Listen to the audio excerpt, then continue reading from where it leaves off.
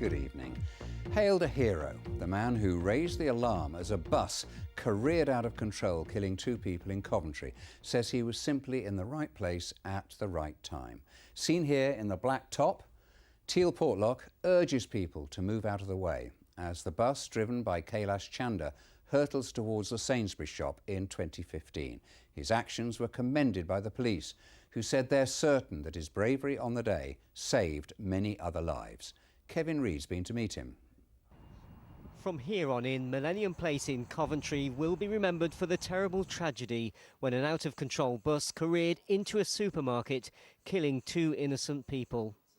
But it's now emerging the actions of this Coventry man, Teil Portlock, may have saved numerous other lives. Yeah, that's around about the point I started seeing it coming towards us. In CCTV footage released yesterday, his lightning-quick reactions were seen as he screamed at oblivious shoppers to get out of the way. I was shouting, screaming, run, run.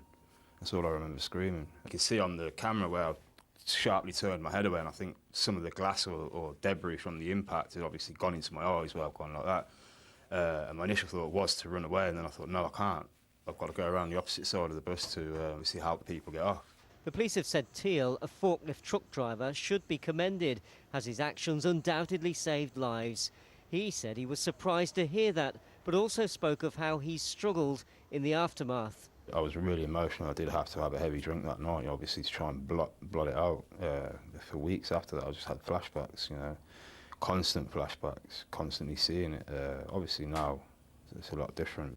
As well as praise from the police and the judge, he's also been inundated with messages on social media. I've been tagged all over Facebook. Yeah, it has been surreal. You know, after seeing this, you know, the support, the love and the support that I've been getting from people, it's been absolutely amazing. Absolutely amazing. Today there are no signs of the tragedy that occurred here. The street furniture has been replaced, Sainsbury's has been repaired, but for those that were here on that fateful day, they'll never forget how narrowly they escaped with their lives. Never want anyone to experience that. It's the worst day of my life. It was just absolutely pandemonium, people screaming, obviously children screaming a lot, you know.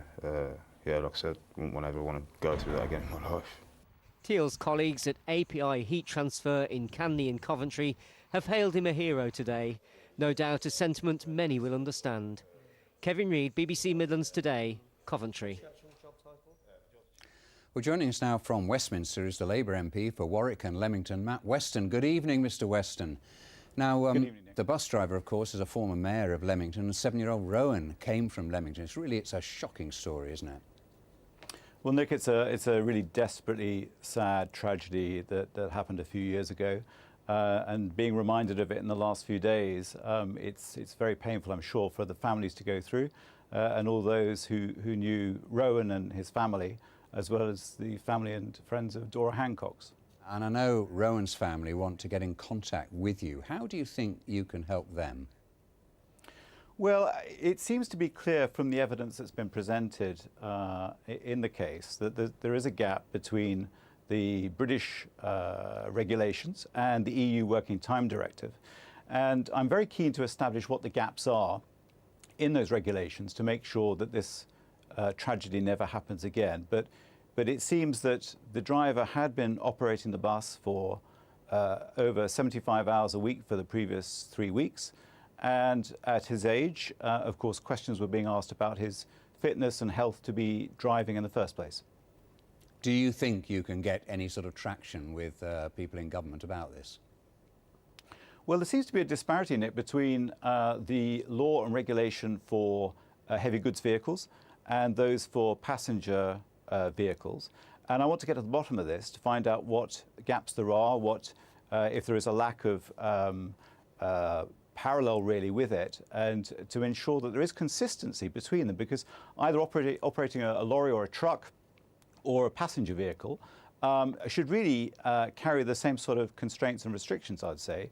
And we cannot allow people to be operating buses which potentially have the risk to not just the passengers, but clearly to pedestrians, but also to the staff and employees of the operating company as well. Well, Matt Weston, thank you very much indeed for talking to us. Thank you. A family man who lives for his daughter